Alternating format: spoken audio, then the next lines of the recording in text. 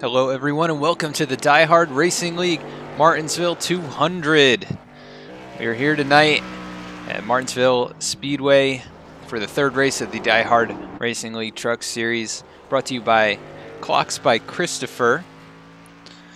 Clocks by Christopher is your one-stop shop for new and refurbished grandfather clocks. They're a small business with great prices and services, so check those guys out at clocksbychristopher.com to learn more and get yourself a beautiful grandfather clock. Very fitting for the track that we're at here tonight, Martinsville Speedway, a paperclip here in Virginia. Usually a pretty tricky flat track, half-mile paperclip shape. Getting out of the turns is a struggle for a lot of drivers. I think tonight we may see some trucks loop it coming out of the turns. We may see some issues with getting into the turns 1 and 3. Under braking, you can see Seth Schultz, who we're looking at right now, get quite a bit squirrely there going into the turn. And he's just running a bunch of laps here trying to get a good one in. Get some more practice in, I guess. Todd Cray currently on top of the boards for practice and qualifying times with a 19.824, so a very solid qualifying time.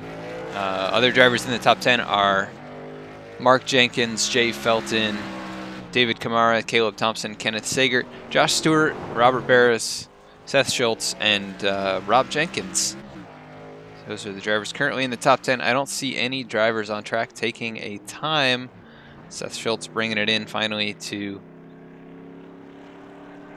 call it good with his laps.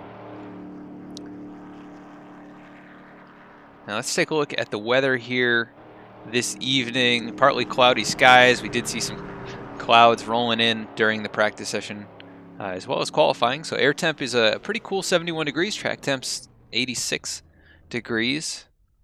So these guys shouldn't be struggling too much with slipping and sliding. But we may see some of that anyways because it is definitely one of the more difficult tracks on the circuit.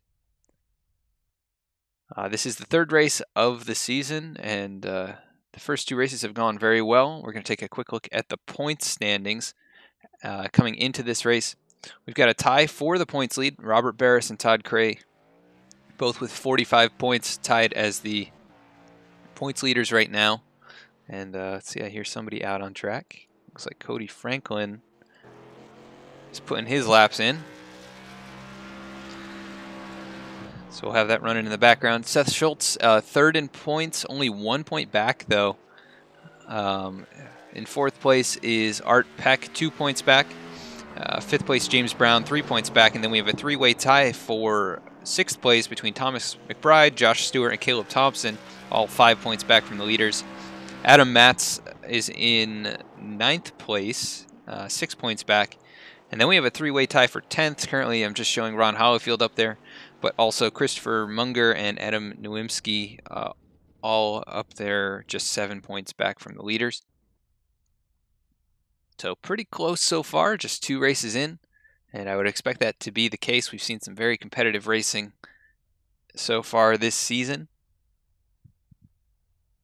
And we're looking at Cody Franklin, who did get a time in. He ran a, let's see, a 17. No, that's not correct. A 20.403. Currently 15th on the boards, and we've got about 1 minute and 40 seconds left here before these guys go to the race session. So we're going to actually run a national anthem and be right back when these guys start lining up for the green. We are in the land of the free because of the brave.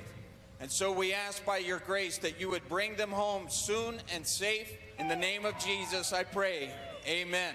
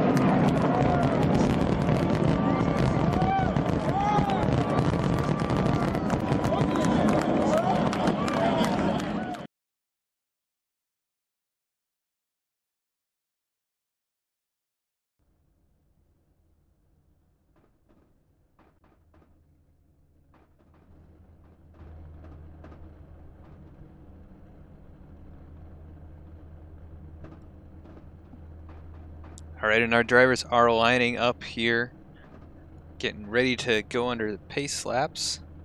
So let's take a look and see where everybody is starting here tonight. Todd Cray came away with the pole, so congrats to Todd there for putting down a great lap at 19.824. A very solid lap. In second place, rolling off, is going to be Mark Jenkins. Third place, Jay Felton. Fourth place, David Kamara. Fifth place is going to be Caleb Thompson. Sixth place, Kenneth Sagert. Seventh place, Josh Stewart. Eighth place, Robert Barris. Ninth place, Seth Schultz. And Robert Jenkins rolling off in 10th. Bruce Pearson's going to be rolling off in 11th. Adam Matz in 12th. 13th is Craig Goodenough. And 14th is Adam Nowimski. 15th, Cody Franklin. 16th, Patrick Desaunier. 17th, Ron Hollifield. 18th, Brad Spital. 19th, Mike Major. 20th, Thomas McBride. 21st is Josue Tellez, 22nd Art Peck, and 23rd is going to be Travis Bennett rounding out the field here tonight. So a pretty good sized field for such a small track. And these guys were running some practice laps and pit parties before qualifying and looked pretty solid out there. We definitely got to keep an eye on the front of the field as we're going down into turn 1.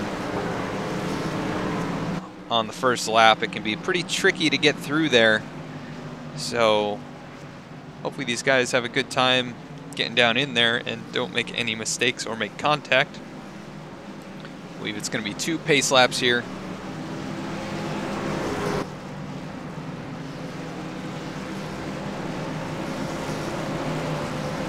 But it should be an exciting race. This is one of my favorite tracks to come to and drive, and these drivers definitely put on a great show last week, and I would expect to see much of the same here. After talking with many of the drivers, we got the same kind of reaction from them. They're very excited to be here. It's one of the most fun places, most challenging tracks on the schedule, and I think we're in for a pretty good show tonight. Also, Wingnut is not here with me tonight, so it's just going to be me in the booth for the moment. I believe we may be joined later by Paul Zoda or Wingnut, but Anyways, pace car is in. We're about to go green. And we are off under green here at Martinsville. 200 laps. Let's take a look. Craig, our timing is jumping all over the place. Todd Cray out to a 1 truck length lead. Jay Felton moves into 2nd place over Mark Jenkins. Caleb Thompson into 4th, and right now we're side by side. David Camara and Josh Stewart.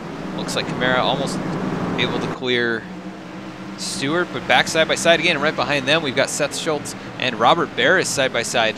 So a couple of the drivers in the top 3 in points duking it out early here in this race. And Robert's going to have to try and squeeze into the inside here at some point. The outside lane, not really the place to be around this track. A little farther back, it looks like we've got a battle between Ron Hollifield and the 93 of Patrick Desaunier. So those guys fighting it out. It looks like Ron's able to clear Patrick and go on his way. Top 4 have kind of broken away, and then we've got a small pack of trucks here led by David Camara and Josh Stewart. Barris still fighting on the outside and slots into line. He's in 9th place right now. We've got a couple side-by-side battles a bit farther back, just in front. Let's see. We've got Adam Nowimski here trying to take an inside line on the 89 of Craig Goodenough, and Ron Hollifield looking on behind them. Everything's pretty much single file at this point. I think it's going to be like that for a while. It's going to be difficult to pass. Going to have to use the bumper on occasion. Everybody doing a good job though, getting through the turns here. I haven't seen any issues blocking it up. We do see kind of a move there from the 31 of Seth Schultz, peeking to the inside of Josh Stewart. Looks like we do have another side-by-side battle a little farther back between Ron Hollifield and Patrick Desaunier, but inverse of where they were before. Hollifield was on the inside before. It looks like Desaunier got that position. Now going through turn 2, Hollifield's going to have to try and slide in line. Brad Speidel all the way back here in 17th. Not used to seeing Brad so far back, but I'm sure he'll work his way towards the front. It looks like Todd Cray has started to gap the field out in front of Jay Felton by 0.7 of a second. Mark Jenkins a couple tenths behind Jay, and then Caleb Thompson only a few truck lengths behind Mark. But those top 4 starting to spread out a bit, and then we've got the 6 trucks behind them to round out the top 10. These guys all pretty much nose to tail. Nobody's making any moves yet. As soon as I say that though, looks like Robert Barris making a move to the inside. The door got closed on him though by Rob Jenkins. Seth Schultz getting pretty squirrely coming out of turn 4. 10 truck peeks to the inside. Almost gets the nose in there, but Schultz able to hold him off for the moment. 10 really trying to make his presence known though. Keeps peeking the nose down below. Just nowhere to go, doesn't have the run just yet. Everybody pretty much single filed out here. Just cruising along. Todd Cray continues to keep a gap over Jay Felton. Still 0.7 of a second. They're coming up behind the lap truck of Kenneth Sager. 4 laps down, must have joined from the pits or did not make it to the grid in time. So he is at a significant disadvantage right now. All the way back in 22nd position, almost about to be lapped again by our leader Todd Cray, but this may introduce some issues. We'll see how easily Todd can get by.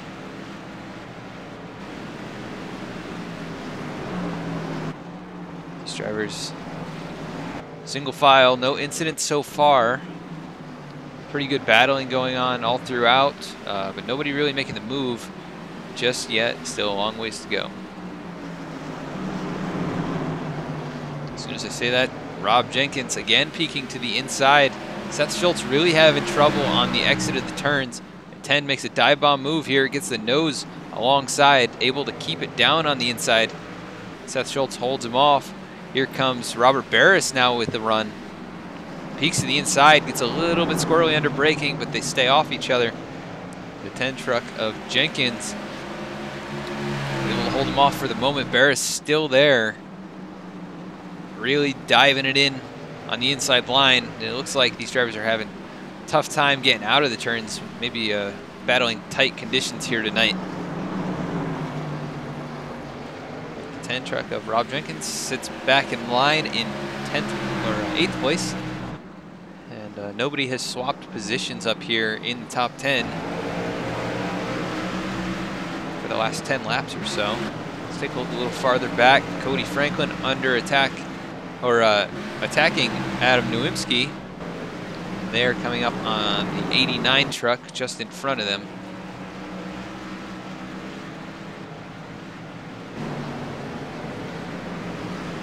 So we may have a battle a little farther back between Ron Hollifield and the 3 of Bruce Pearson. Pretty much nose to tail. Ron peeks to the inside, gets into the 3 just a bit, straightens it back out. No caution, but that's really going to stack up Art Peck and Josue Tellez, as well as Thomas McBride. Those guys starting to get caught by the leaders here. About, I can't tell exactly how far back, 16 seconds back. And these are only 20-second laps, so they're 3/4 of a lap down already, 20 laps into this race. Let's take a look at the 3 of Pearson, if he's got any damage. Doesn't look like he's got too much, just a bit there on that left front. Hollifield gets away with minimal damage as well, just a little bit there on that right front fender. And none of this damage is going to affect these trucks. If it's just cosmetic, the aerodynamics are not important here. Let's take a look back up towards the front. Cray able to step out in front by 1.5 seconds. Jay Felton, though, is under attack now from Mark Jenkins and Caleb Thompson. The 33 getting a good run here coming out of turn 2, peeks to the inside of Felton. Gets down into the turn, they make contact. Jay saves it, but almost noses it into the wall, able to hold on to it, but that's going to knock him back to 4th place. Mark Jenkins now under attack by Caleb Thompson. Those guys able to get away without significant damage, so good save there by Jay. As we look a little farther back, David Camara under attack from Seth Schultz. And if he's not careful, he may lose a few spots here, but the 72 clocks and Christopher Truck tucks in line and able to slide into 7th place. Rob Jenkins right on his bumper, though. We've seen the 10 already try a few moves tonight without success. Here he goes again. Peeks to the inside, gets a great run down into turn 3. Drifts up in the center of the turn. 72 has to check up. Here comes Barris on the inside as well. So the 72 of David Camara losing a few spots there. Here comes Adam Matz to the inside as well. This is going to drop Camara straight to the tail end of the top 10. He can't get back in front of Adam Matz. And I think we saw an issue there. The 94 truck, Kenneth Sagert, making his way down pit road. He's 5 laps down. Not sure. He's just calling it a night. He's got some pretty heavy right side damage. Making it down this very bumpy pit road here. Let's see what we've got going on. The 33, Caleb Thompson, still under attack from Mark Jenkins. Meanwhile, Todd Cray is out to over a 2-second lead over these drivers, starting to go through lap traffic. Let's keep an eye on this. 21 making his way to the bumper of the 3 truck here.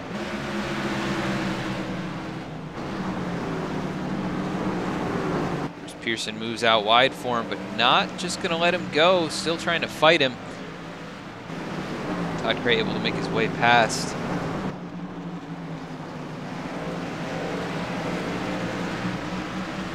So clean passes there for the number 21. And next drivers to make their way through lap traffic are going to be Mark Jenkins and Caleb Thompson. Still got a couple truck lengths to go. Jay Felton, after recovering from that contact, just sitting in 4th place here. Josh Stewart slowly reeling him in. Jay, I'm sure, not too happy about that contact and probably heated the tires up just a bit. Doesn't have quite as much speed as he had in those first 10 or 15 laps.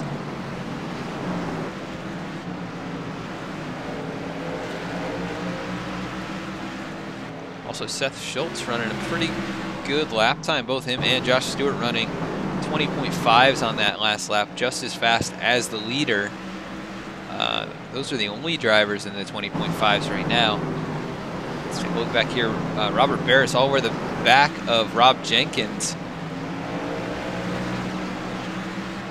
So Jenkins starting to make his way forward as well. Those drivers make their way into the 20.5s. Running great laps right now. Felton with a pretty solid lap as well. Fastest truck on track last time. Still got Josh Stewart starting to close in. This time by, oh, we got a wreck on the front, the 3 truck in the 24. And I believe Jay Felton was caught up in that. Let's go back and take a look. I'm not sure what happened.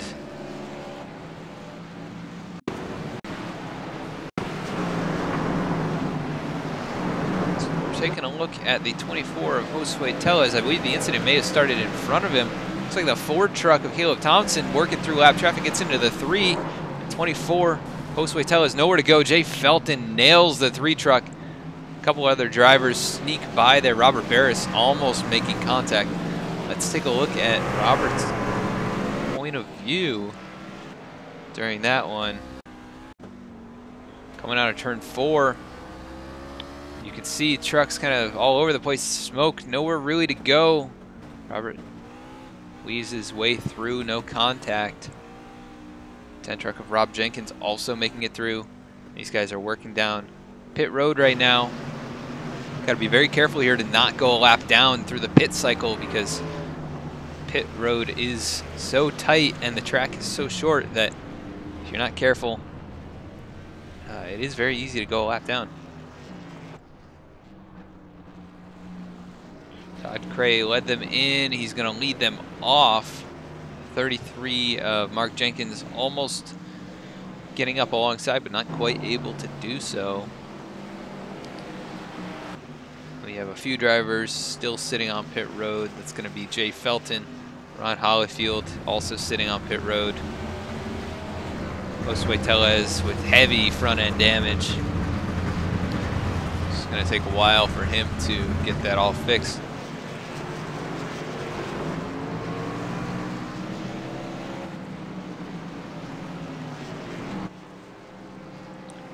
But a couple drivers did stay out and I think led some laps there. Thomas McBride led a lap. But he is on pit road right now. Todd Cray retakes the lead after the pit cycle. We see Jay Felton sitting on the tail end of the lead lap right now. He should be able to get the wave around. But he did get caught behind the pace car, so he won't be able to line up with all the other lead lap cars. Pretty heavy front end damage, so that's definitely going to hurt him. We'll see if he works his way back in. He is coming back to pit road to get more of that fixed. Maybe having some issues with overheating. So he is going to go a lap down at least. These drivers are still working under the pace laps.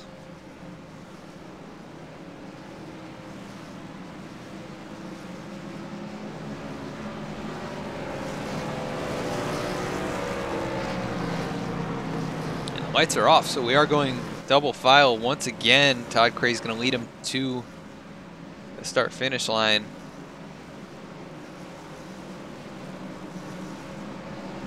Pace car dives in. Leader does have control of these starts. The first start is on the green flag, but these ones, the leader has control, so he can go whenever he wants. 21 eases into it, gets going. Green flag is out. The 4-car, Caleb Thompson, in a prime position to try and make a move on the 33 of Mark Jenkins just behind him. Those guys are side by side right now, battling for second place. As they dive down into turn 3, it looks like the 4 still alongside, nose to nose. Caleb Thompson making his way up into second right behind them.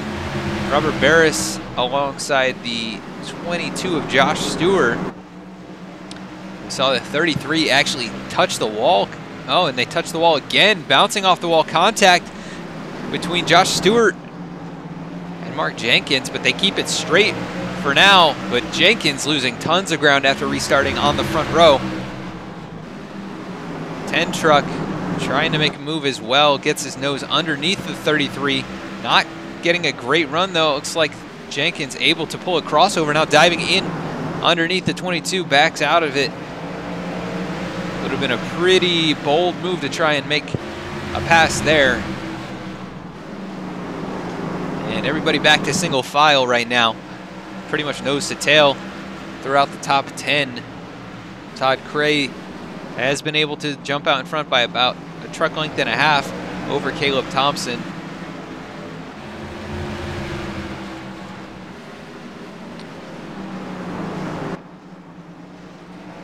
And looking at the pit stops and everything, we didn't actually go over it, but all drivers took 4 tires. We didn't see any tire strategy there.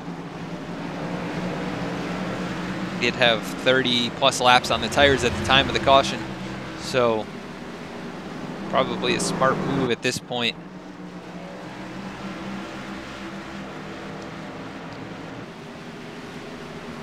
If these drivers are dealing with a tight condition on entry, sometimes 2 tires will actually improve the feel of the car, so I wouldn't be surprised to see that come into play later on in this race. We've still got 156 laps to go, just the 1 caution. We've had a couple lead changes through the pit cycle, but that was pretty much it. Todd Cray has led the majority of the laps, 42 out of 44. 43 out of 44, I should say. So every lap but the one that Thomas McBride led.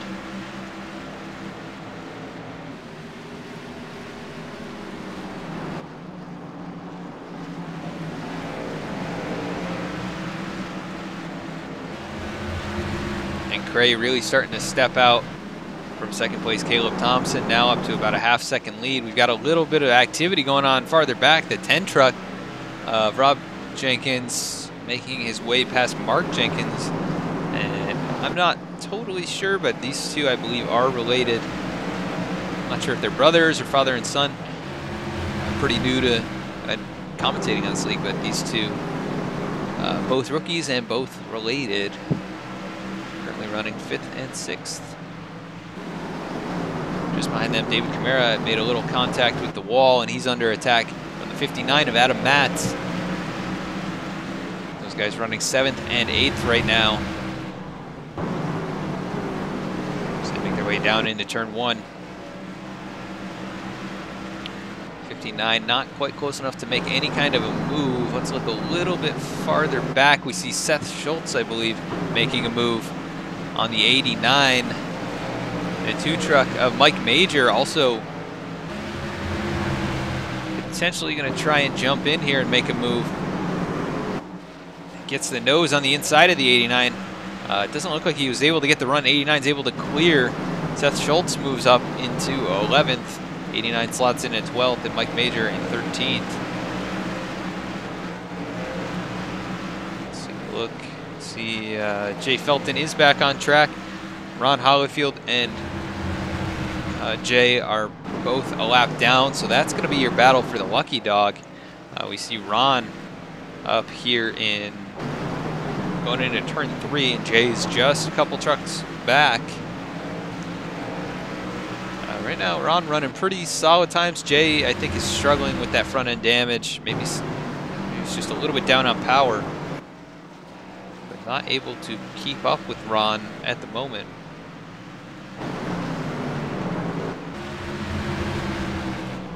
Not really any battles right now on track other than Seth Schultz and looks like Brad Speidel side by side. Schultz able to clear the 5 and make his way back into the top 10. Speidel peeks back down to the inside, but not close enough to make a move. Schultz is definitely making his way back through the field. Not sure what happened to him during the pit cycle, but he was much farther back than he was before that. Getting pretty loose coming out of turn 2. I think pancaked the wall just a bit, but still all over the tailgate of the 93. You see Seth kind of working that diamonds technique. Goes in a little high and cutting down earlier, trying to get a straighter shot off the turn. Gets a good run here, peeks to the inside of the 93. Saunier getting a little bit loose under braking. That's going to allow the 31 to get a nice run coming out of the turn. 93 backs out of it, and Schultz able to clear, making his way up into 9th place. So good recovery so far for whatever happens during the pit cycle. Looking a little farther forward, Josh Stewart and Robert Barris battling for 3rd and 4th place, as Todd Cray has gotten out to a 6/10 of a second lead. Barris is 1.5 seconds back. See the 24 truck, who just came out of the pits, makes its way back into the pits. Stewart is all over the bumper of the 75 right now.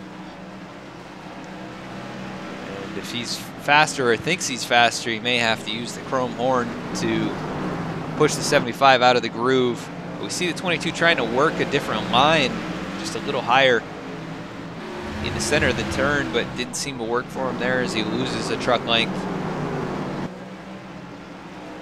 These guys are really going for it, though. You can see how hard they're braking on turn entry.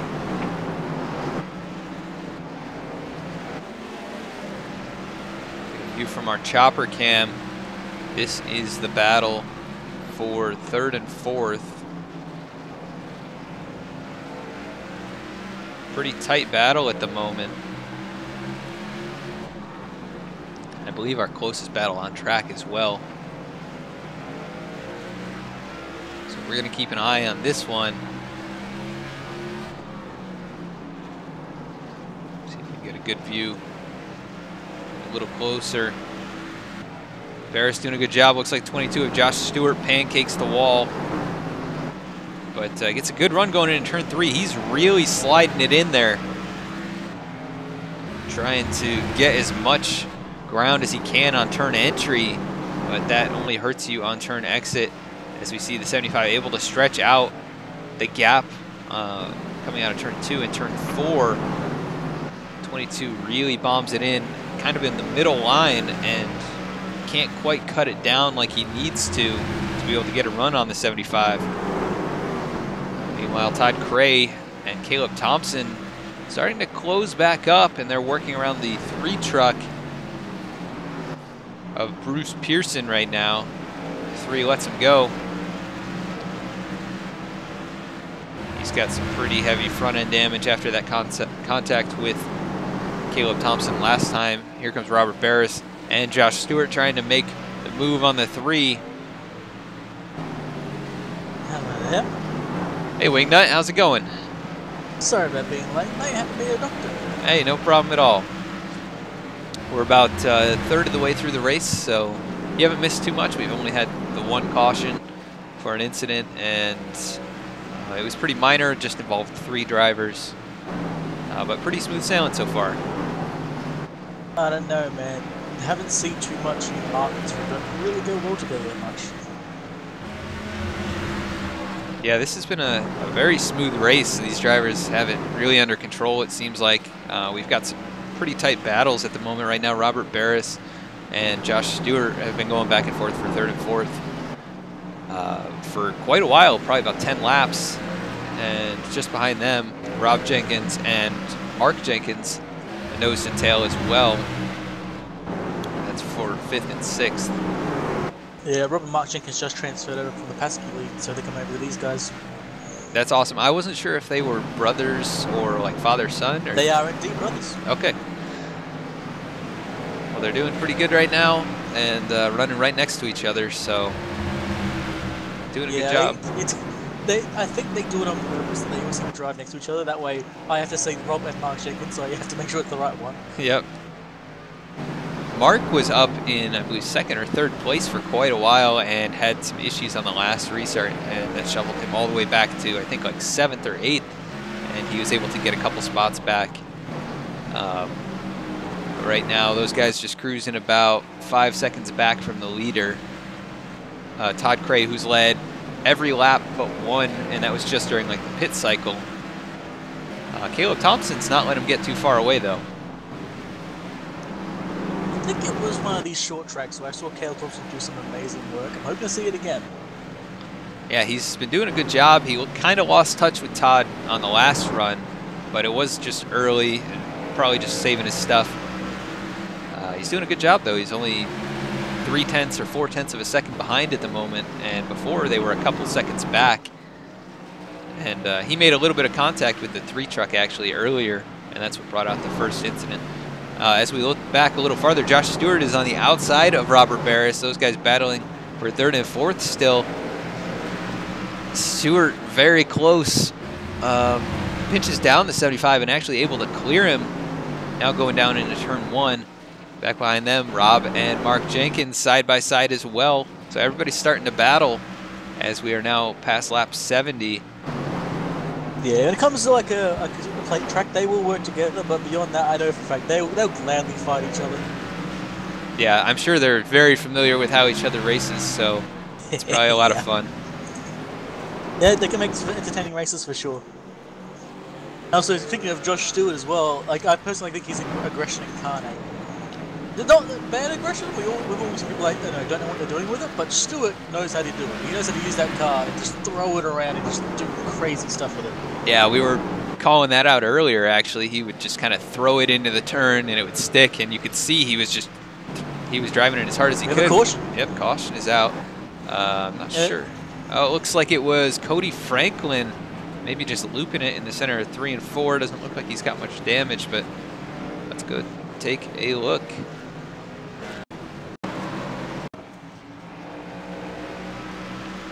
Instead of sliding into the 28 Adam Nowinski, he slung it right and just missed him entirely. Yep, just locked it up. Hits the brakes, doesn't hit the wall, so good job there by the 13 of Franklin to stay out of the way and not involve anybody else. I think he is going to go a lap down from that. I believe he might have already been a lap down. I'm not sure. Yeah, I'm not totally sure, but yeah, he's scored right now at 17th. 1 lap down. They're going to roll down the pit lane? Yeah, Peter's coming in. Todd Cray's going to lead him down. We're far too early for any maybe like crazy right side strategies because we just saw the cars are loose. But, you know, someone might try it. It could be rather amusing if they do. Yeah. In my experience, the 2 tires is actually a really good strategy at this place.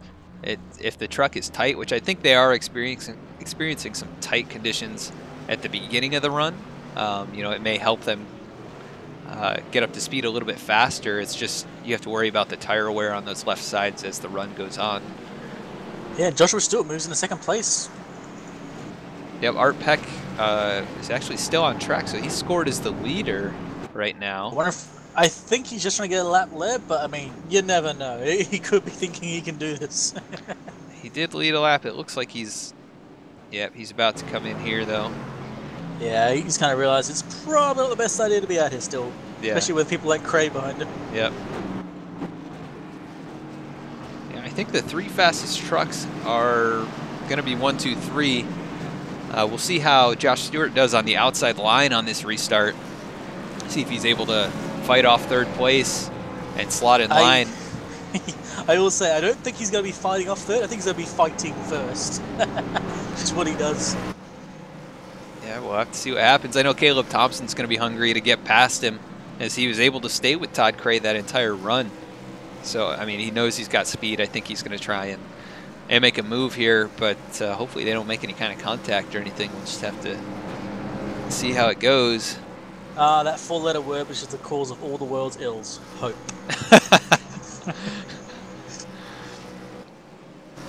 We'll have to see how it goes. We're all hoping it goes well, but once again, it's that word again. Yep. We're taking a look right now at David Kamara, who we saw have some issues earlier and got dropped all the way back to the tail end of the top 10. He's sitting in 9th right now, doing a decent job of holding on to that position after he made some contact with the outside wall and a couple other drivers.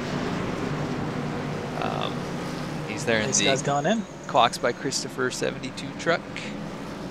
Yep, Todd Cray leading them around turn 4 here. Josh Stewart. There's the green. Nose to nose, good start there by both drivers. It looks like the 21 able to get away a little bit better though. That being said, I think Caleb will be able to get in his inside here if he just get a good run on the exit of 2. Not quite. Like, nope. I don't think Stewart cares. He wants to stay on Cray. He's not even interested in 3rd place. Oh, they get real close. And actually, you see Caleb almost taking out the rear of Josh Stewart. Yeah, just about a foot or two between those trucks. And behind them, Robert Barris side by side, the 10 of Rob Jenkins. We've seen these guys battle it out throughout the race tonight. And a little farther back, we've got a battle between, I believe that's the 93 of Patrick Desaunier and the 89 truck. That battle clears up, and they're single file once again. But Barris and Jenkins, now Mark Jenkins. Yep, you see what I mean? They're always together. Yep. It always makes it exciting and interesting to try and call it. And Barris is not holding his ground very well on that outside line. It looks like the 33 is going to be able to clear him here going down into turn 1. Coming out of 2, he does clear him. Here comes Barris back to the inside, though. This is just the way Barris does things. He doesn't go crazy at the start of the race, but sooner or later he'll wake up and just start passing everyone. Yeah, I mean, we're not even halfway, so he's got plenty of time to make some moves. And I think maybe the two Jenkins fight each other. Look at that, they're actually coming up to Caleb Thompson. They might see Rob try and get in there. I think I saw somebody sitting on exit. That's Jay Felton, who was involved in the first incident, who was running up in the top 5, actually, when it happened. He's got pretty heavy front end damage. He's got even more now, so I'm not sure if he maybe spun at one point. I'll take a look. But has not been able to get that fixed. Meanwhile, Josh Stewart not letting the 21 of Todd Craig get too far away. It's right now about 4/10 between the two drivers. Caleb Thompson has slipped back quite a ways, actually, 1.2 seconds back, and is under fire from Rob Jenkins.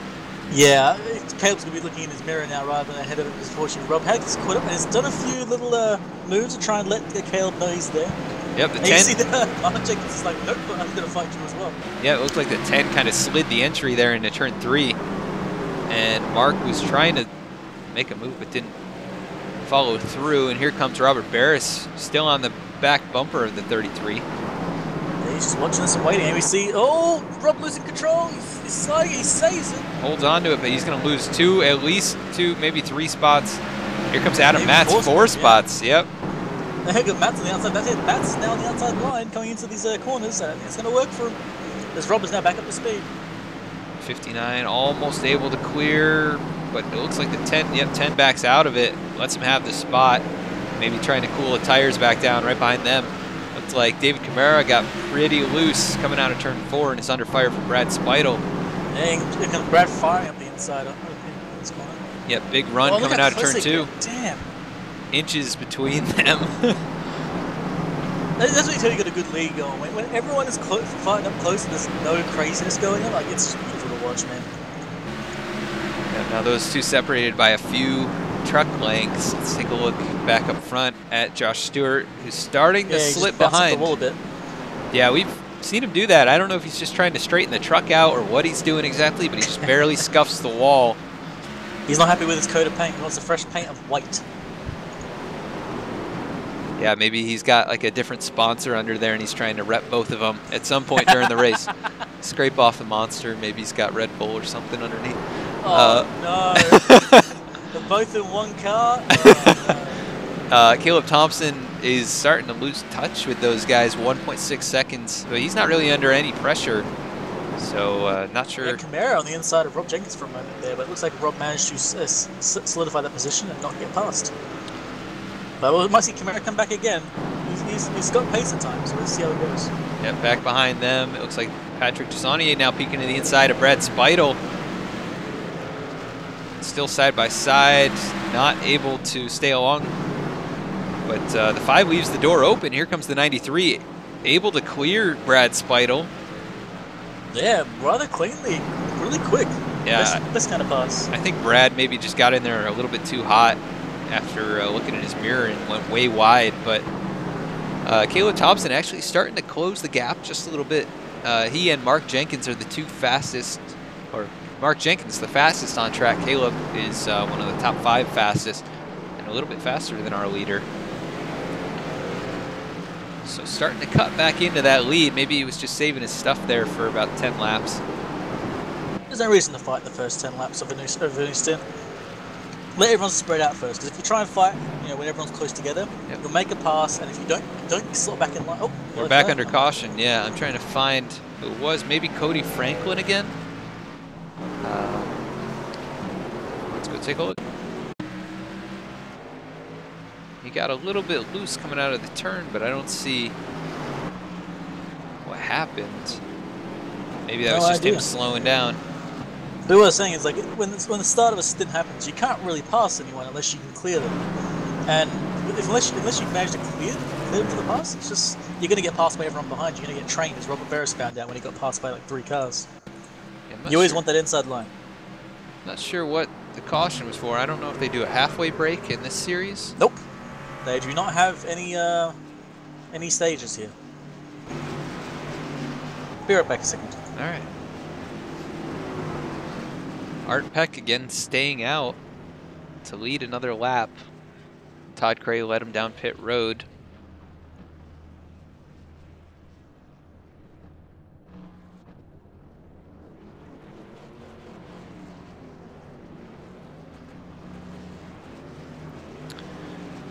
Apparently, it was Adam. And this is what I was told, and I quote, he downshifted during the corner. Oh, wow. Adam Nowinski? Yep, Nowinski. Here it is. Found it. Oh, man. Good save.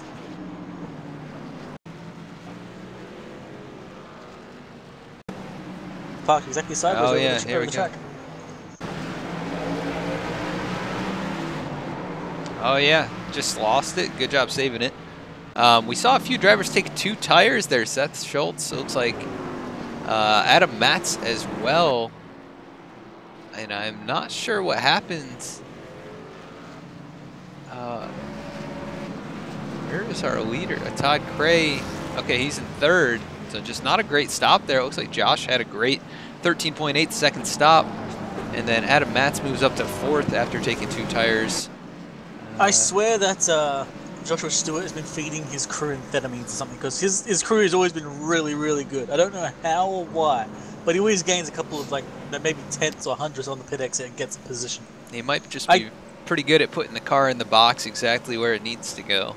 I'll be searching for some white powder in the crew helmets, to be honest. There's, like, it's so he does it so well and so consistently. Yeah, it's kind of crazy. I always thought it was just totally randomized, but I think it does make a difference how you know, centered you are in the box. And the closer you are to the wall or farther away, it definitely extends the pit time by even just a couple tenths of a second, which makes a big difference, especially at a place like this. Oh, yeah. But Seth Schultz is going to be the new leader, so we haven't really seen anybody out front other than Todd Cray and a couple of other drivers who have stayed out during the pit cycle. But Schultz is going to get him going here with Josh Stewart to his outside. Field might have, oh, there he goes. A really good start. Whoa, a bit of a wiggle, but managed to clear Stewart pretty clean. Field might try and fight back in, but I don't think he's going to have the pace. Yep, the 59 of Adam Matz got off to kind of a rough start there as well. He was in 4th, but all the way back to, or he's in 5th right now, but almost 3 wide a little bit farther back. Look at Stewart managing to fight really well with Schultz there. It looks like Schultz will win on the exit of that corner. And now in comes Todd Cray trying to get back his 2nd place position at least. We'll see what Schultz is able to do on the 2 tires. Yep, 21. Almost getting in the back end. Not just that, he also, like, almost lost his own rear end there too. Like, it stepped out for him. That's crazy. Pretty hard on braking probably to stay off of the 31. I think Schultz is a little bit slower than these guys and just holding them up, but it's not like they can go anywhere. He's in the way. So. Exactly. That's Martinsville, man. There's only one way you're getting past the guy ahead of you. That's applying the chrome more.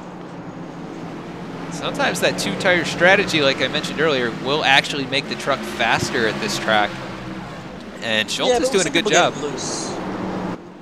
Yeah, we'll see how he's able to manage it as the run goes on, because it's going to get more difficult. Sometimes those first few laps feel great, and he's doing a good job. Right now, 21 of Cray getting loose again behind him. Done it about 3 or 4 times now. I'm kind of worried that something happened to him. Not sure if he's shifting or anything. Okay, he is shifting. I'll have a look. So maybe just on the downshift getting pretty loose. Yep.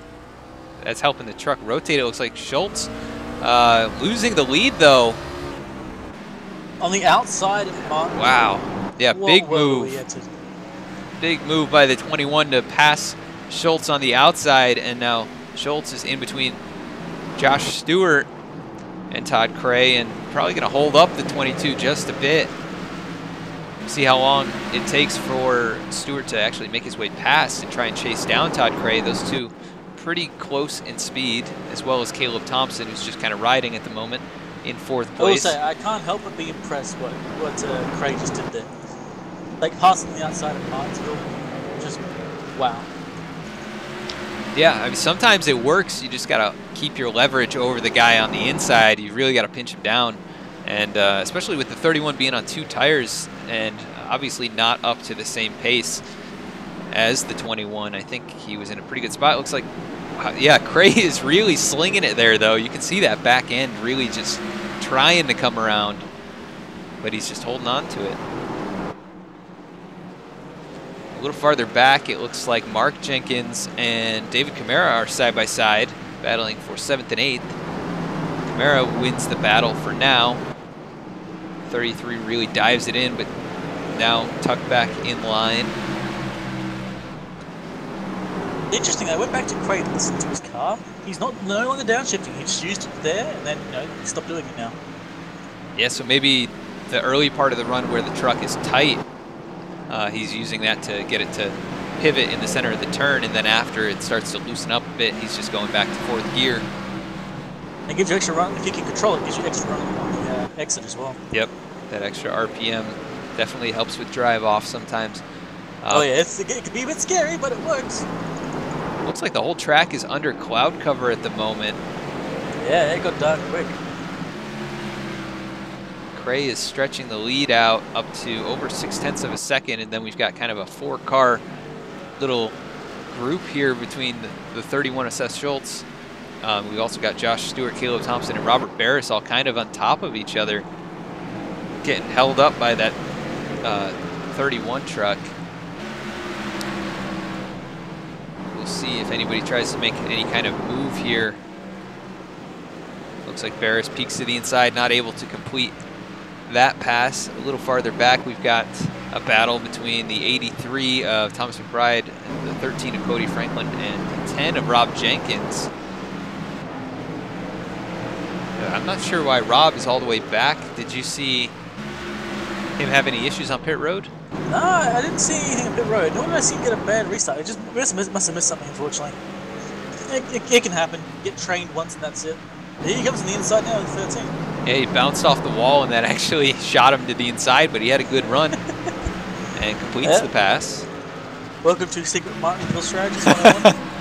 I thought that only worked at... Make rotate. I thought that only worked at Bristol. Cars that rotate, make it rotate. The custom make this fix all problems. Battle right now between the 89, the 2, and the 28 as well. Yeah, we've got Barris on the inside of the 4, and Caleb Thompson right now as well. Getting real close on exit. These guys have been around each other. 4 gets loose on entry, and that's going to give Barris a good shot at clearing him. And yep, almost. The next corner. Thompson bombed it in there and lost a lot of time by going way too wide. I think he did that one on purpose, actually. That one there. The first one was a mistake, but that one I think he did on purpose, just to try and let Barris by without losing his position.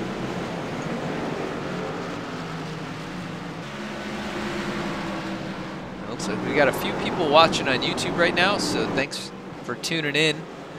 Oh, I think we have a caution from Thomas McBride. Oh, let's take a look. This caution is sent to you by Taco Bell on the back of his truck.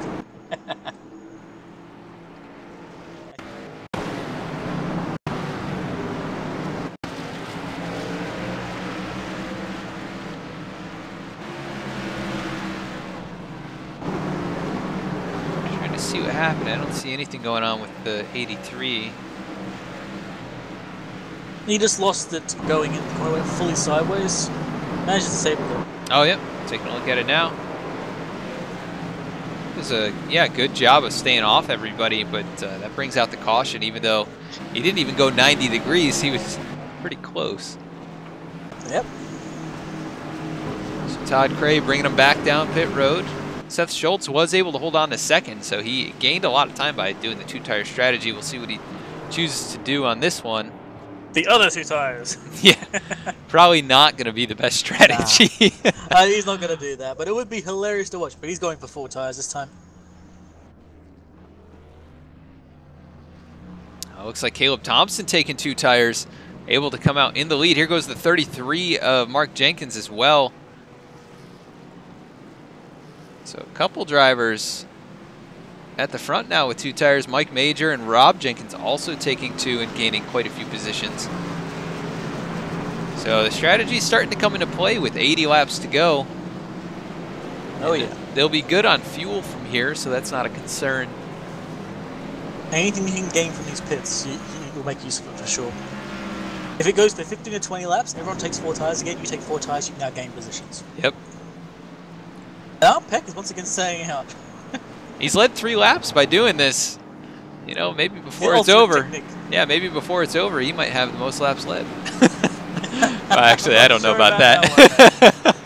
I don't think you can. I don't think you pull that off. The race would have to be extended for that to work. Yeah, we'd have to have 80 cautions. Oh jeez. We're at 4 cautions right now. That actually leads me into our race summary. 9 lead changes, so we've had a few drivers at the front, but it's mostly been Todd Cray throughout this race.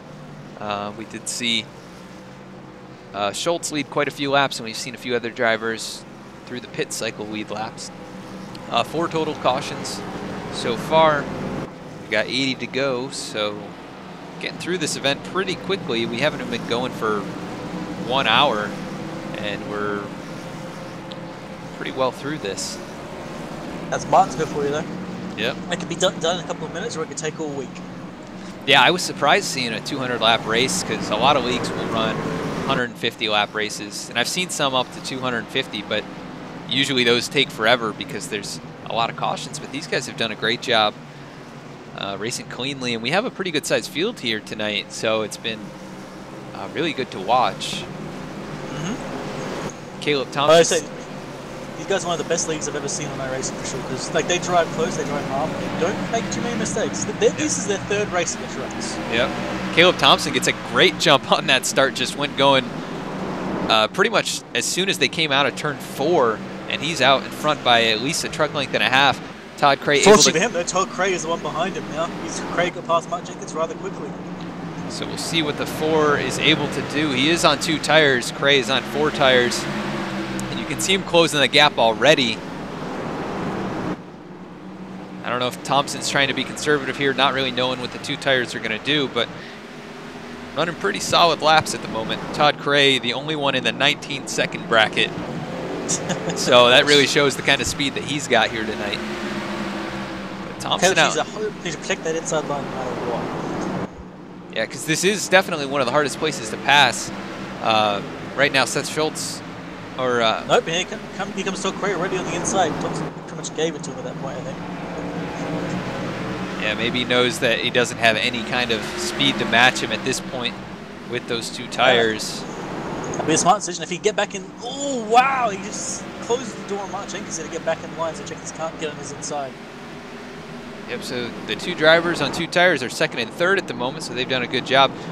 Meanwhile, a little farther back. Barris and Joshua Stewart fighting it out. Yep, taking a look at that right now. Almost making contact coming out of turn 4. You see sparks flying. These 2 guys. I like watching these 2 guys. It's kind of like a battle of yin and yang. Yeah. Stewart's hyper aggressive in a good way and pushes the way forward, while Barris just kind of relaxes and sits back and waits for his moment. And it's good to watch you 2 fighting that for sure. Yeah, they've been battling all night. A little bit of contact there on the front straightaway. Somebody trying to get an advantage, but they're still pretty much nose to nose. Yep. Stewart. This is pretty much reliving the season finale. Oh, Cray goes around at the front of the pack. Wow, saves it. What a save. I'm going to go back and take a look. You got to take a look. Yeah.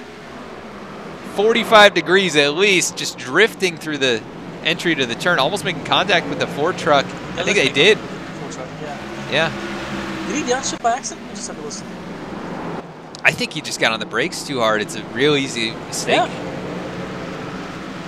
But that save though, like that's going on at a highlight board somewhere. My God. He saved. That was an incredible save, and that really saved his race.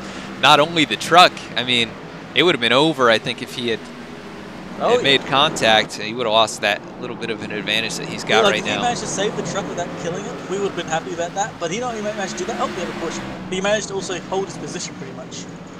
Not sure what the caution was for. Oh, Seth Schultz. Looks like Seth.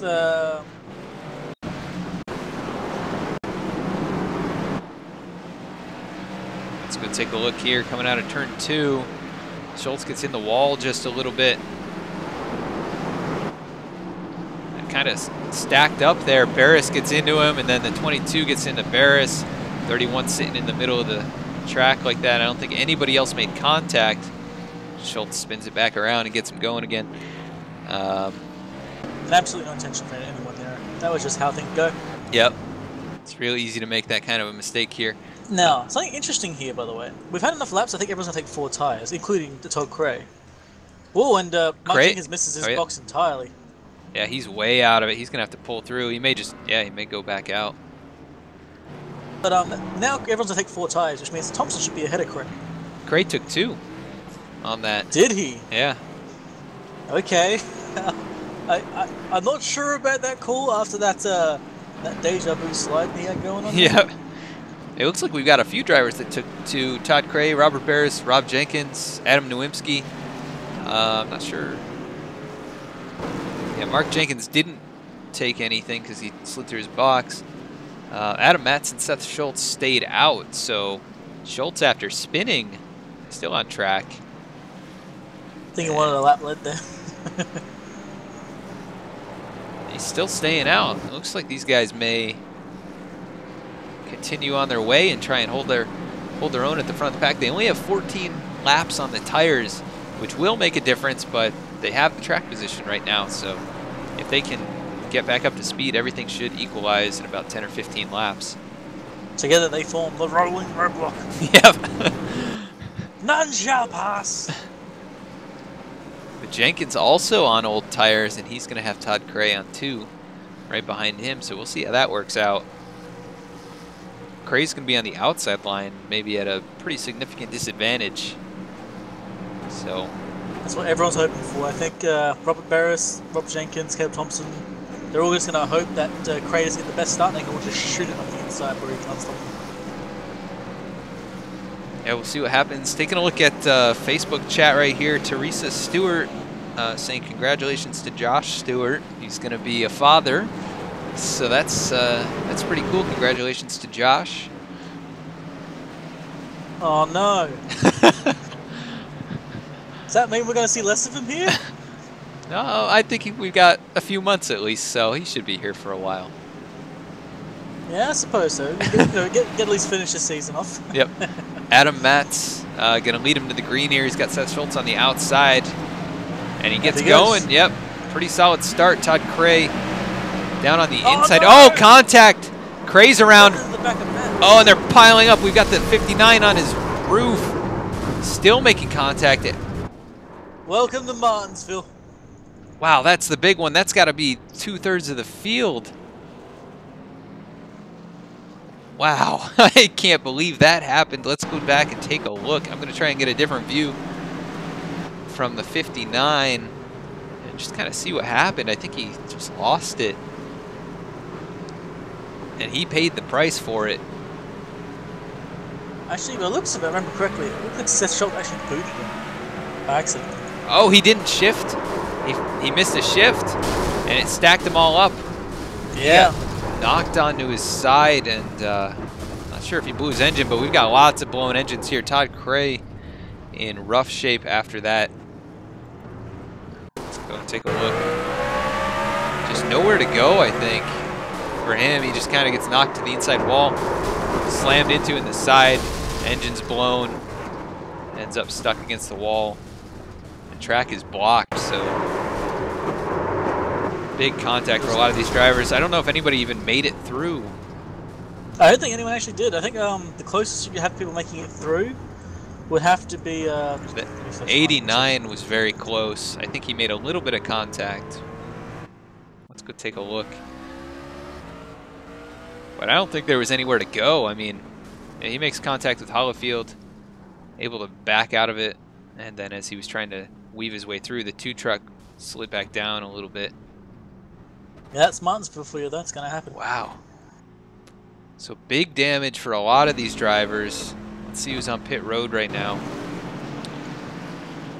Pretty much everybody.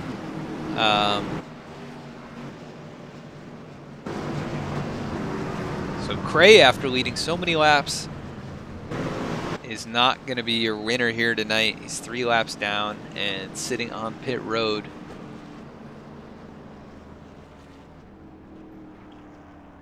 Our 6th caution of the night was definitely the worst one, probably as bad as all of them combined, and then some. I think you said someone's engine exploded too. Yep, Rob Jenkins' engine just died in pit lane while he was sitting there. So let's try and find a truck with no damage. It may not exist at this point. The 33, Mark Jenkins is in pretty good shape. He's got a little rear end, and then Robert Barris has kept the truck very clean. Also the 28 of Nowimski in pretty good shape. He's got a little bit of rear end damage. Brad Speidel, another one with just minor rear end damage. Only a handful of drivers though. We're down to 9 on the lead lap.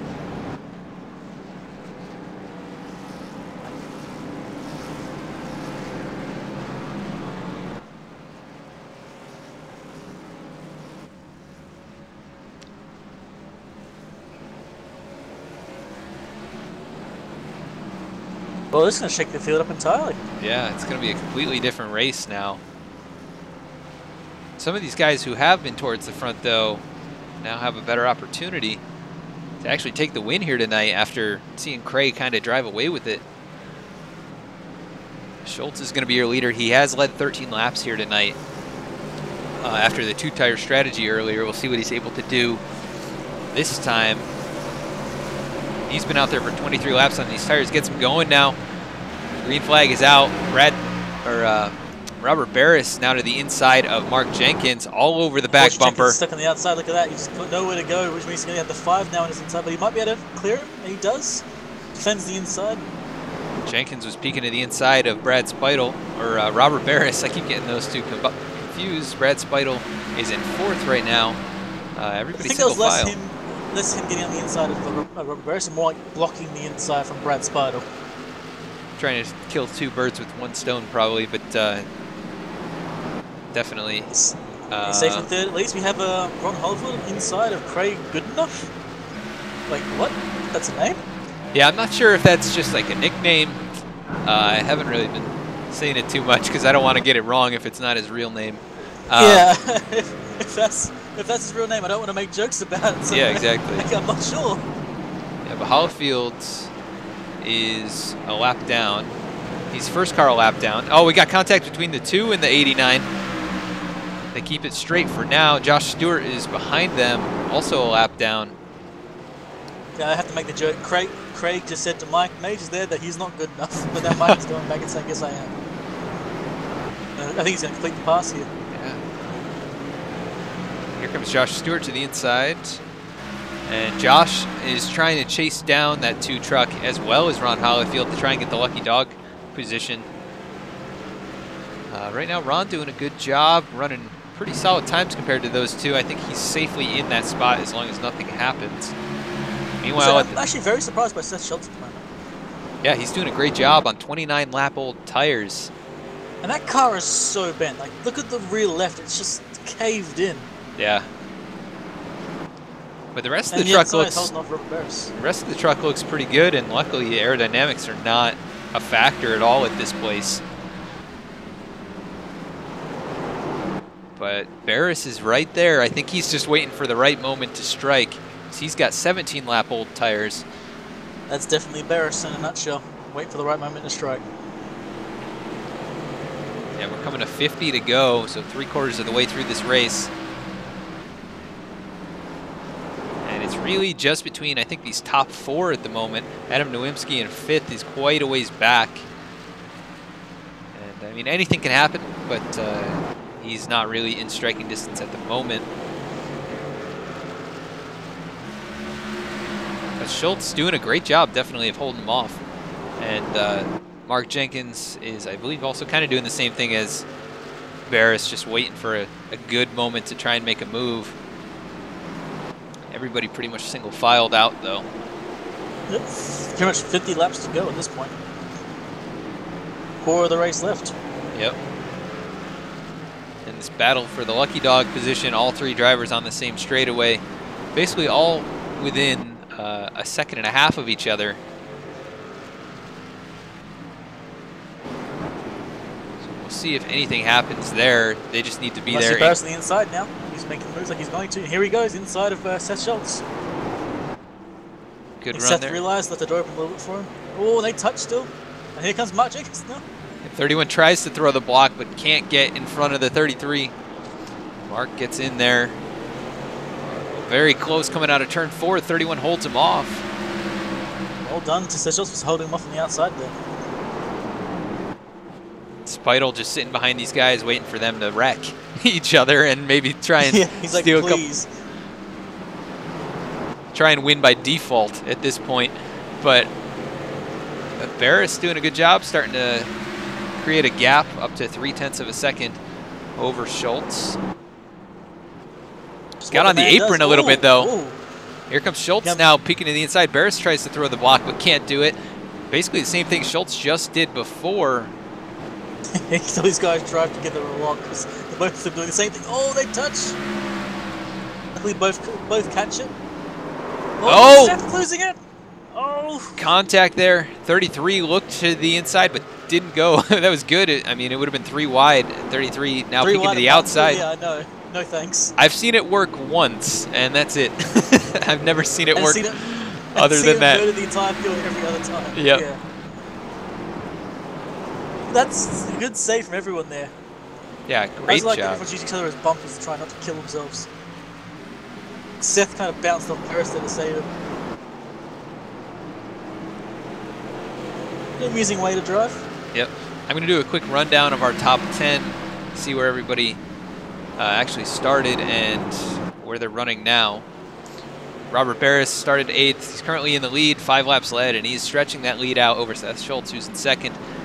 Seth started 9th, has led 24 laps. Mark Jenkins started 2nd, currently running 3rd, so he's been up here most of the night.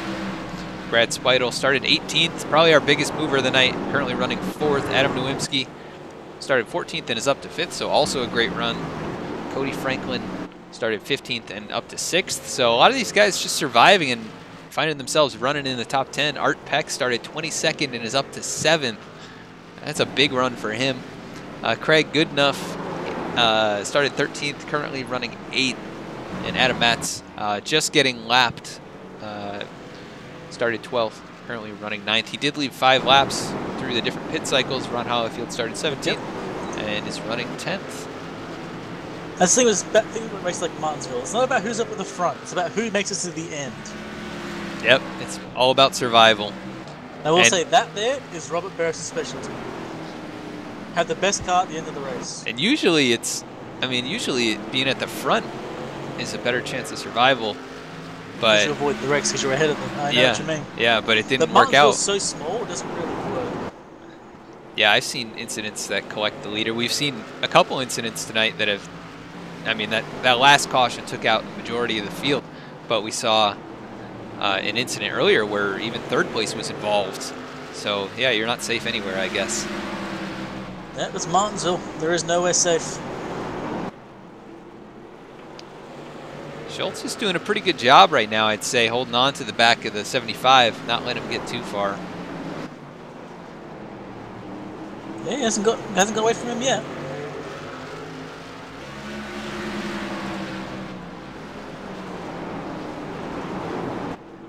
We're at 37 laps to go, so this race is really closing out pretty quickly. Yeah.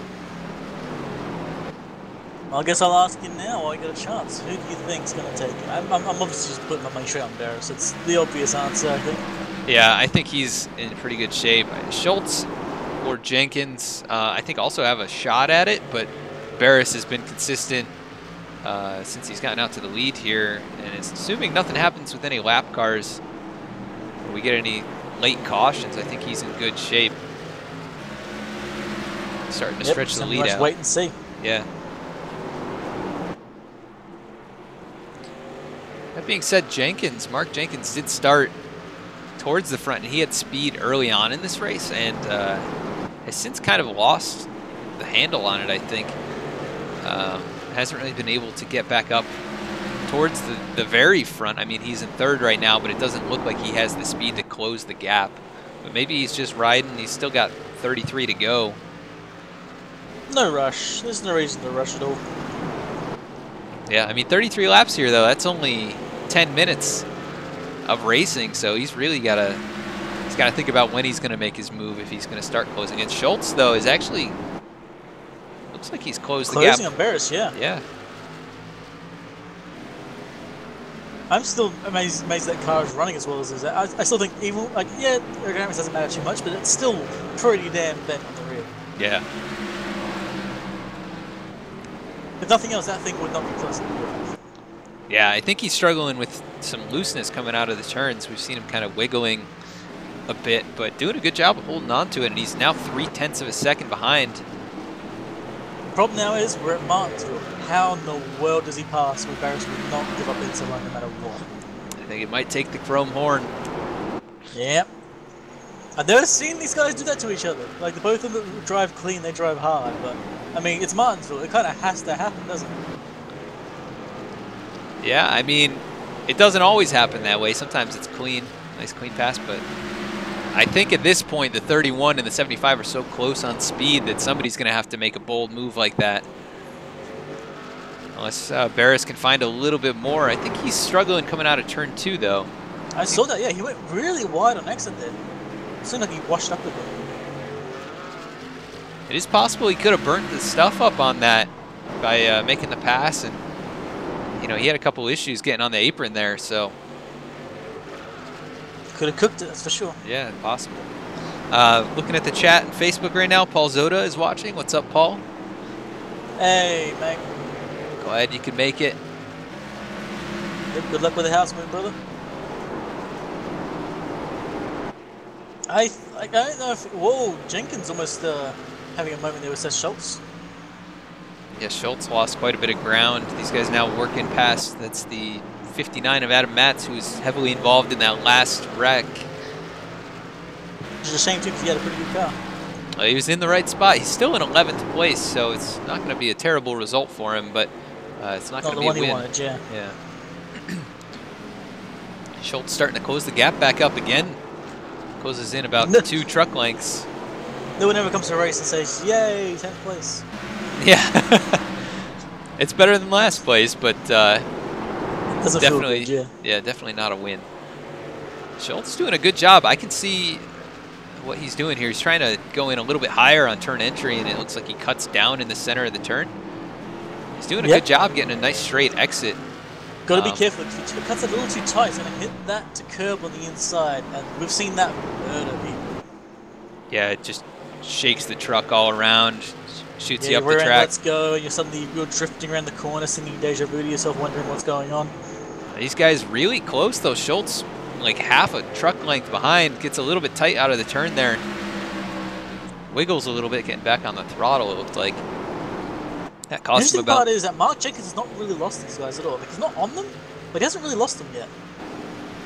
Yeah, he's only a second back, so if anything does go down between these two, he's in a pretty good spot. He's actually safe, I think, from any kind of contact If that they might have. Up, he's far back enough that it won't affect him. That being said, they actually are getting a distance from him, so maybe his tires are gone, or perhaps they're just going all out right now. He actually Looks like they are, for sure. He definitely ran the fastest lap on track that time by, and looks like he's holding pretty consistently. You saw that. Seth touched that inside curve. He's starting to flirt with it. Yeah, and that's dangerous for sure, especially this late in the going. If he gets on it and loses any kind of ground, we've only got 22 to go. Barris is 22? What? Yep. 20. What? Whoa! Oh, my. Now 21 to go. Whoa! You you see Seth Schultz there? And he's loose again. Look at that. He was loose in entry.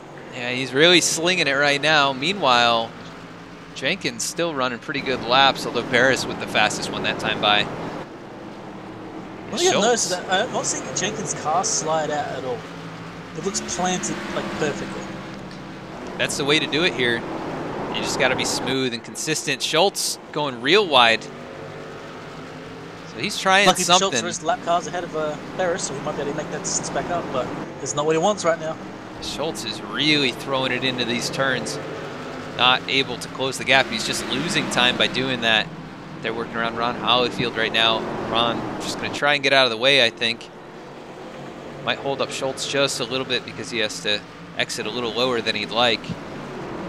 Schultz wiggling on entry. Oh, back end almost around. Has to check up. Here comes the 33 of Jenkins. He's trying to take over. Now Jenkins on the inside. He gets on the apron. Yep, gets on the curb. Schultz able to hold on to the spot, but they've lost tons of ground. Now 1.4 seconds back from Robert Barris, who's got pretty much smooth sailing. He's got to go by the lap truck here. I believe that's Mark Jenkins or Rob Schultz. Jenkins. Is Rob here? I thought he oh wait, no, that's yeah. Sorry, that's the same looking truck. Art Peck, that's what it is. Yeah, it's the same paint scheme. I got confused, but Barris makes his way past, and I don't think there's anybody even close to him now. Yeah, I'd say both Seth Schultz and Mark Jenkins are both slapping themselves over that one. Seth because he lost catching up with Barris, and Mark because he did not capitalize on Seth's mistake there. He couldn't get up alongside of him. So both to be slapping themselves. Seth seems like he's recovered fairly well. He's actually starting to close that gap back up, but I think Robert's really just trying to cruise. Too far away now. Yeah, 1.2 seconds the gap between the two. Jenkins with the fastest lap of the top three. But yeah, they're too far back. Schultz losing a little bit of time there on this lap, I believe. No, actually running a little bit faster, just 1/100th of a second, which is not going to be enough. He's going to have to find something that he didn't have before, try something he hasn't. Yeah, he's going to have to just put everything into it. Yep, and he's under pressure from Mark Jenkins somewhat, so he's really just, he's got to at least hold on to second place at the very least. And the third place would be a good first race for Mark Jenkins. First time in this league. Yep, for sure. Rob Jenkins is going to end up 15th. He's out of it right now. 49 laps down. I believe the only driver who's in the race outside of the top 12 is Caleb Thompson. No, he's just on pit road. Not sure what he's doing. Maybe he's just coming back into the truck to finish out the race. But Barris still a second ahead of Seth Schultz, but that gap is definitely closing. 0.8 of a second now. Yeah, 0.8 of a second. Schultz was a 10th faster that last lap. Let's see what he's able to do. Yeah, we're getting pretty close. Mark Jenkins also closing that gap. If Seth can get close enough to Barris, he might have enough time for one chance at it. He's got one chance to make the pass. It only takes a little bit of contact with the bumper to get him out of the lane. Yeah, but if I know anything about these two guys, it's probably he's not going to do it the easy way. He's going to try and pass him probably. Yeah. The gap has closed quite a bit though, 0.7 of a second. I think Robert's really struggling on turn exit. I don't know if he's just trying to be smooth or if he just doesn't have it right now. I think he's probably saving a little bit. Trying to get any amount of tires left, any amount of fuel left he can get, just to make it to the end with better car than Seth does. Schultz is out here on 73 lap old tires, 74 laps now. So this is it's not like he's been nursing them. He's been throwing around like a madman. This is pretty impressive to watch him try and close the gap, now under 0.7 of a second.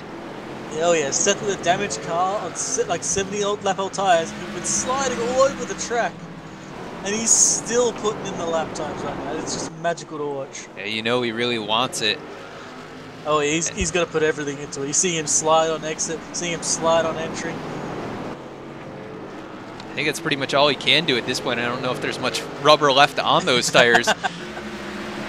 Yeah, he's turning them into drag sticks now. Yep. Unfortunately, they're not grippy as drag sticks are. Oh, look at him! It's like pretty much sideways around the entire corner. You see that? Yeah, does a good job getting it out of the turn though without hitting the wall.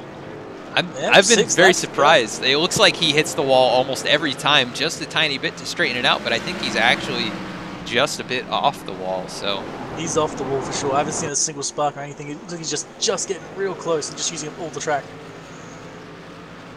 I think Mark Jenkins is probably watching this game, just thinking he's an absolute madman. He is catching it though. Last lap, I think Mark Jenkins was one of the fastest. And Robert Barris went faster, so I think he was sandbagging a little bit there. And I think Schultz maybe just burned everything up from those last handful of laps. He was really sliding it in, and that is not good for the tires at all. But that gap... Look, to be fair, running 80 laps on the tires is not good for them either. That's true.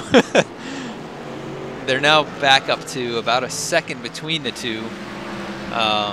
Mark Jenkins is about 3/4 of a second back as well. And that gap has not closed very much, although Seth Schultz running a great lap that last time by. Took another 10th off of Robert And my Barris. question is how? How? What black magic is this? Oh, gets the wall that time by. I saw sparks there. Oh, absolutely, definitely. Like, what black tire magic is this? That thing should not be running as well as it is. Yeah, we're on 2 to go, by the way. We're coming to the white flag, and Barris, I think, is safely going to take this one. He's got it solidified for sure. Short of him making a catastrophic mistake, you don't see many of those from Barris. I think he's going to be able to secure this win. And Seth Schultz just needs to hold on to that car for dear life for this last lap. And you see Mark Jenkins is pushing too. He just tapped the wall himself.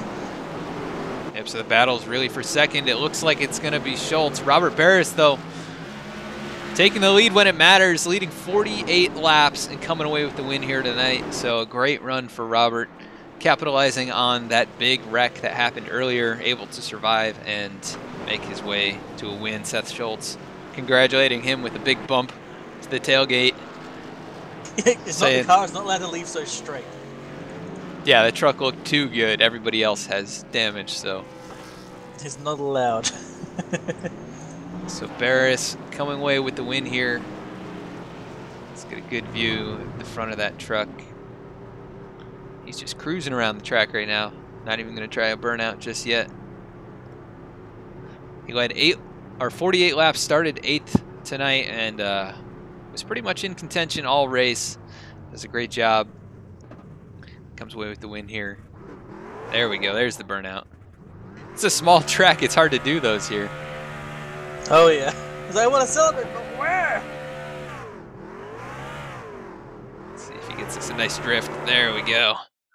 Perfect. Just had to pause it in the right spot, you know. So there's your winner tonight, Robert Barris. Second place was Seth Schultz, and third place Mark Jenkins. We're going to come back with our interviews in just a moment and talk to those guys.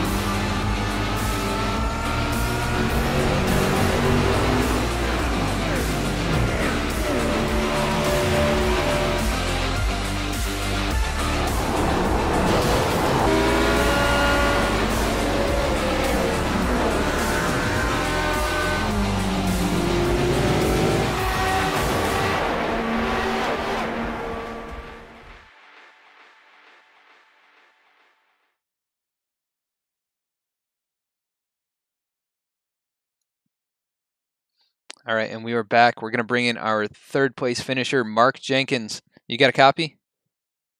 Yeah, I got you. Well, Mark, you gave it a good shot there at the very end, coming home with the top 3. We saw you start up towards the front, and not sure what happened, but we saw you kind of fall back a ways. But overall, how did your race go tonight? Oh, I'll take a top 3. You know, it was pretty crazy, man. But I gotta tip my hat to all these guys out here, man. It was a good, clean race. Man, I had a lot of fun. It's my first time racing with these guys, and I want to thank them for letting me join the league. It was a lot of fun tonight. Yeah, it was pretty clean overall. We only had 6 cautions. It looked like some people were struggling with tight conditions with the truck, but it would get looser as the run would go on. Is that kind of what you were experiencing tonight? Yeah, that's exactly what I was experiencing. Actually, I kind of screwed up on that caution right before that big wreck. I missed my pit stall, so I decided just to go on through and just run with old tires, and never got a chance to come back and put new tires on it. But yeah, overall, man, I can't complain. I got lucky to avoid that big wreck or be in front of the wreck, and it was a good night. Yeah, we were taking a look at how long you guys had been out there on tires, and I guess, yeah, just looking at the stint here, I saw you had the same tires as Robert, but yeah, I forgot you actually didn't take tires. So you were on the same tires as Seth right in front of you, which was 81 laps. So I'm sure it was pretty slippery out there. But you guys did a great job holding on to it. Yeah, I appreciate that. Man, if I'd have known that, I would have pressed Seth a little harder there, but he was a little faster than me there at the end, and I didn't really have anything for him. Actually, I need to apologize to 11 truck. I kind of got into him early in the race and didn't wreck him, but pushed him back, and then he got caught up in a wreck. So I want to apologize to Jay. Hate that happened to him. Yeah, Jay got involved. I think it was in that first wreck. But yeah, he was running pretty solidly up there with you guys, and we saw you running around your brother quite a bit throughout this race. Did you guys kind of have a plan to run next to each other, or was that just kind of how it worked out? No, that's just always how it seems to work out when we race together, man. We can't stay away from each other. I think you're trolling me. That's what it is. You're trying to make sure I have to say which Jenkins it is. Yeah, we just like to screw with you, Wingnut, and make your job harder. Oh no. Well, you guys both ran a great race. You were in the top 10, top 5 pretty much all night. Unfortunately, your brother did get caught up in that one incident that took out a lot of the field, but you ended up coming out of here with the top 3. Next week, we're going to Indy. You got any thoughts going to that track? Yeah, completely different than this. I mean, other than it's flat. I love it though. You just gotta, keep your nose clean. You can't beat up your fenders there, or you're really gonna pay the price. Yeah, it's definitely a different animal for sure, and the trucks are quite a bit different there than the Cup cars or the Xfinity cars. So we look forward to seeing what you can do out there. But anyways, third place finish tonight. You ran a great race and survived all the melee.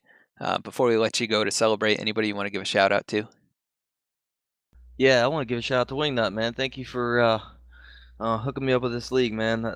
These guys, great group of racers. I had a blast tonight. No worries, brother.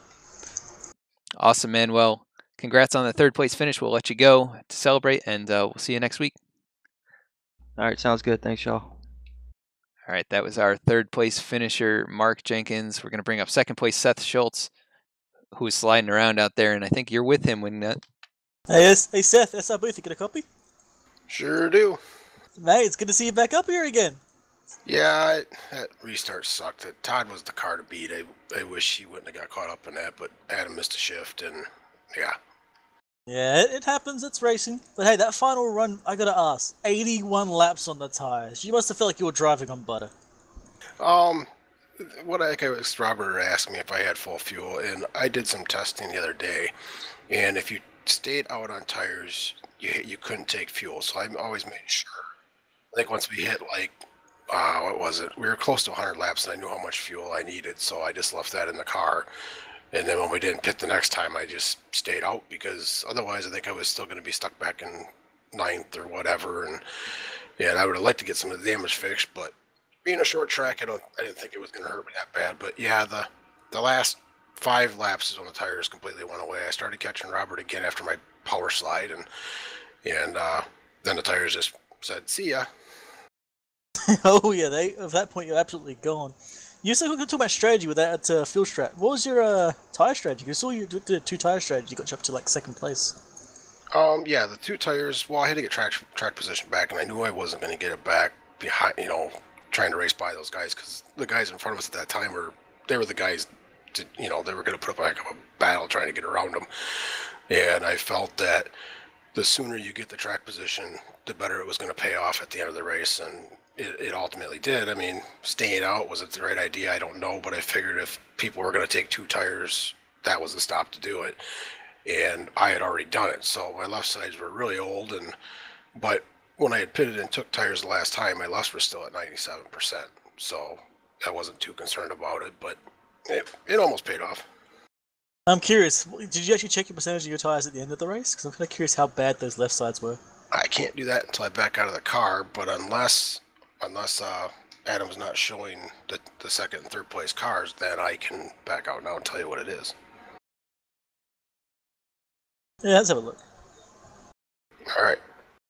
I'm honestly just curious to know what was left on that tire, because I don't think you had any rubber left. I think you're running on rim at that point. Surprisingly, I had 94 on the left front, 92 in the left rear, 91 on the right front, and 90 on the right rear. I swear those percentages are so far off in iRacing. Well, what hurt was the rears being lower than the fronts. That's ultimately what really hurt us. So I technically had about probably a gallon of fuel too much in it. And then it wouldn't have got so loose, it would have stayed more snug, and that's what I needed. But I went an extra gallon. Actually, I went 2 extra gallons just to make sure I'd make the end of the race. Well, turns out it was 2 extra gallons too much. Well, mate. Well, hey, we had 6 cautions here. It does sound like a lot, but that being said, it is Martinsville. This shows how good this league is for sure between you guys. Yeah, I mean, the last time we were here, we had 13 cautions, but some of those guys are no longer with us, and for a good reason. So, you take out the bad apples and you get good racing, and that's what we promote, and that's what we want to do week in and week out, and it seems to be working. I mean, it's sucks when you got to do it, but if you want to have a good clean league, then that's what you got to do. Oh yeah, well, you guys make an absolute glorious show. Next week, I believe it's Indy. How do you think you're gonna go there? Indy, we usually do pretty good. I haven't been there in the trucks in a while, so it'll be interesting to see. I mean, I don't think you'd be taking right side tires only there, and it'll be interesting to see. Usually we have some pretty good races there. Fair enough, mate. Hey, before we let you go, any shout-outs for us, brother? I already told the 75 Robert, I already told him we were even when I went power sliding into him. I'm like, well, if I'm going to pay him back and I can't catch him again, I might as well do it now. So I told him over the separate channel so nobody else heard it. Just said, yeah, now we're even. And it was all good. But if I was with him at the end of the race, he was going to get the bumper in 3 and 4. Yeah, I was actually going to say, like, the easy mode pass would have been the bumper, but I didn't know if you were going to do it or not. But it's good to hear that now you would have done it. I would have. I mean, it wouldn't have been a shove and clear up into the wall. It would have gave him a bump to see if I could have got him a little bit loose, but it wouldn't have been a bump and dump. But anyways, to thank everybody, I want to thank you guys for broadcasting, Adam and Wingnut. You guys do a great job. Also got to thank Clocks by Christopher and all the guys that show up week in and week out, put on a good race for everybody. And we'll move on to Indy next week. Fair enough, mate. Well, hey, it wasn't first, but it's a bloody good second, so go celebrate, brother. 10-4, first place finish, or second, last place finish, or whatever you want to call it. Second, whatever, didn't win. See you later. Have a good one. That was Seth Schultz, right. Second place. Did really well. Yeah, great run by him to come away with 2nd place. And we're bringing up our winner right now, Robert Barris. This is Adam in the SR booth. You got a copy? Oh, I got you. All right, Robert. Well, win number two for you on the season here tonight. It was a great run. You led 48 laps after starting in 8th. Kind of give us a rundown of how that last run went for you. That last run was really how the race needed to have started. We had a snafu with the setup. We just chalk that up to we had a rain delay that washed all the rubber off the track, so we had a green track. Um, Track was really, really tight, especially on the outside of on a restart, which is where I kept having to restart. And we got maybe the last 50 or so laps. The track really started to rubber in, could really get the thing to rotate the center the way that I like it. And we got track position from I think the 59 missed a shift there and kind of got hung out in no man's land, and that took out some really fast guys. We got track position there and got past Seth, and we just used that clean air and stayed out there. Yeah, it was a heck of a battle between you guys at the front. You were both on really old tires. I think you ended up running almost 70 laps on that stint, and Seth was on over 80 lap old tires, and Mark Jenkins the same amount of laps, on his behind him. So was it pretty tough to hang on to at the very end? We saw him start to gain back on you, but didn't quite get there. Were you just trying to save tires and conserve? Yeah, I was just saving, managing the lead, what I could do in case we had a late race restart, like inside 6 or so to go. With the leader being able to control that restart, you have a pretty decent advantage. And I've been burned by that before, where you come in and everybody does the opposite. You lose all the positions, you can't make it back up. So I had a pretty good lead there. We went through some lap traffic, and once I got to a second and a half lead, I just kind of backed it down a little bit.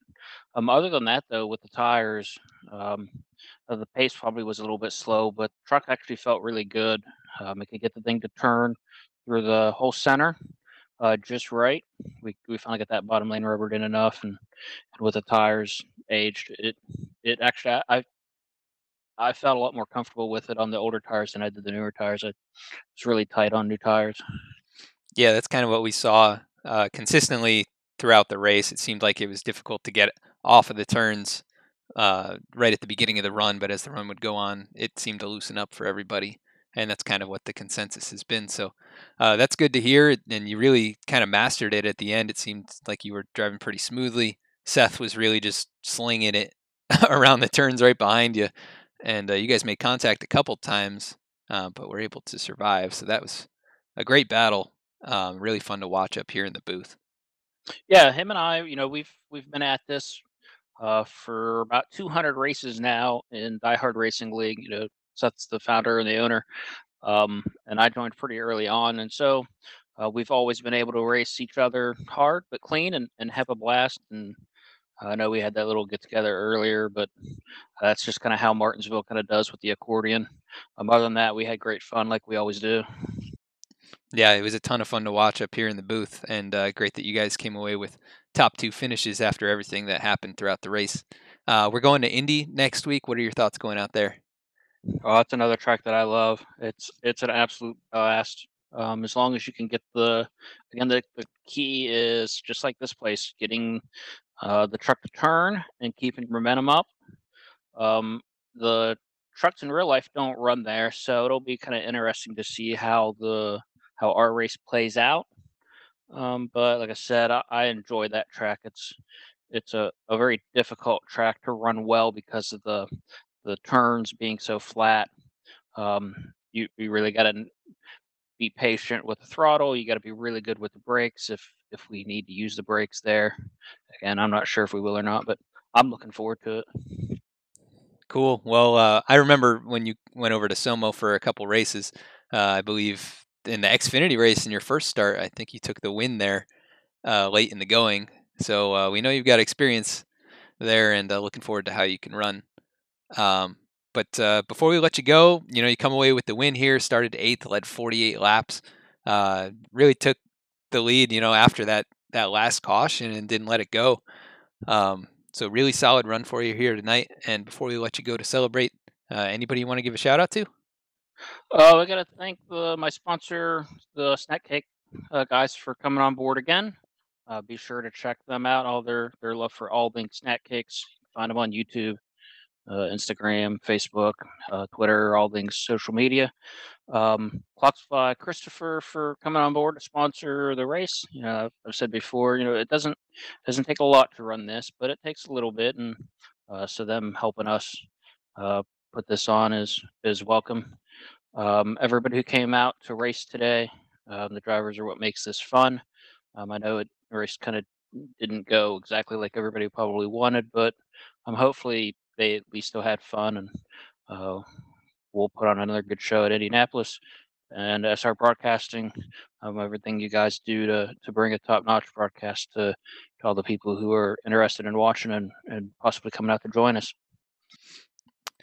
All right, man. Well, we appreciate that, and great win here tonight. And go celebrate. We'll catch you next week. Appreciate it. All right, that was our winner here tonight. Robert Barris taking his second win of the year, and I believe he's going to extend his points lead after that. Seth Schultz, also very close to him in points, got a great run here tonight. And we saw quite a bit of action all throughout the race, and one big wreck that kind of changed the course of how things were going, and Barris comes out on top. Wingnut, you still have the results up or anything like that? Or Yes, I do. Okay, perfect. Well, let's run through the results really quickly here. I'll do top 10, and then you can take it from there. No worries, brother. So Robert Barris comes away with the win after starting 8th. Seth Schultz slinging it through the turns there at the very end, comes home 2nd. Mark Jenkins takes home a top 3 as well. Brad Speitel comes home 4th. Adam Nowinski comes away with a top 5. Cody Franklin 6th. Art Peck 7th. Craig Goodenough 8th. Mike Major 9th. And Ron Hollifield comes home with the top 10. And then in 11th, we've got Adam Matz, Bruce Pearson in 12th, Josh Stewart 13th, Patrick DeSonia, Rob Jenkins, David Kamara, Caleb Thompson, Todd Cray back in 18th, unfortunately, Thomas McBride, Jay Felton, Josue Tellez, Kenneth Saget, and Travis Bennett. And that rounds out the field. Any last thoughts before we get out of here, Wingnut? It's Martinsville. Like plate tracks, man. The big one happens and it changes the entire race. And we saw a massive change here near the end.